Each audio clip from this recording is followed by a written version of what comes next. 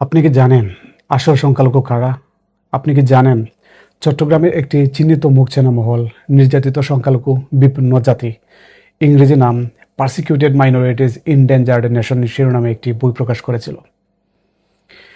2 April 2026 মুসলিম মেয়েকে জোর করে হিন্দু বানিয়ে বিয়ে করতে চাইলে রাজি না হওয়ায় রাস্তায় প্রকাশ্য কেরোসিন ঢেলে শরীরে আগুন লাগিয়ে দেয় হিন্দু যুবক সিদ্ধার্থ। শরীরের 90% পুড়ে হাসপাতালে মৃত্যুবরণ করে মুসলিম বোন পারভিন।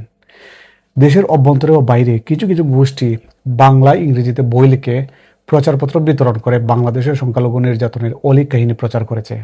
আপনি কি জানেন সেটা? এসব মতলবী বই প্রচারণা সামগ্রী পাশ্চাত্য, বিশেষ করে যুক্তরাষ্ট্র ও ইউরোপে তারা ছড়ায়। যুক্তরাষ্ট্র, ব্রিটেন ইত্যাদি দেশ বর্তমানে মুসলিম বিশ্বের কৌশলিক এলাকা, তৈল অন্যান্য সম্পদ দখলে তৎপর।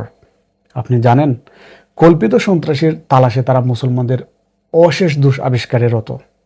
বাংলাদেশের সংখ্যালঘু নির্যাতনের শিকার এটাও যুক্তরাষ্ট্রের ও ইউরোপের কোনো কোনো নেতা বিশ্বাস করে ক্ষুব্ধ, অথচ চিত্র সম্পূর্ণ ভিন্ন।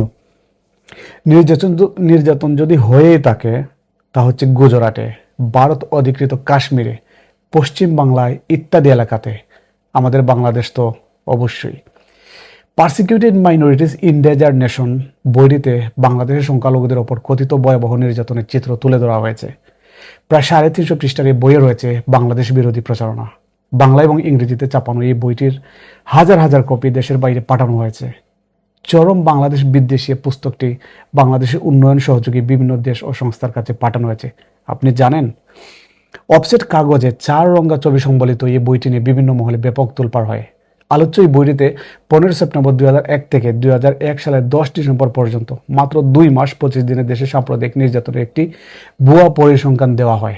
আপনি জানেন এতে দেখানো হয় উল্লেখিত সময়ে দেশের সাম্প্রদায়িক নির্যাতনের ধারাবাহিকতায় খুন হয়েছে 27 জন, ধর্ষিত হয়েছে 270 জন নারী ও শিশু, দৈহিকভাবে নির্যাতিত হয়েছে 2619 জন পুরুষ, 1430 জন নারী, অপহৃত হয়েছে 100 জন, 38,500 পরিবারকে উচ্ছেদ করা হয়েছে, গির্জা, মন্দির ও মূর্তি ভাঙচুর হয়েছে 155টি, ব্যবসা প্রতিষ্ঠান ও বাসগৃহে আগুন লাগানোর ঘটনা ঘটেছে 4551টি।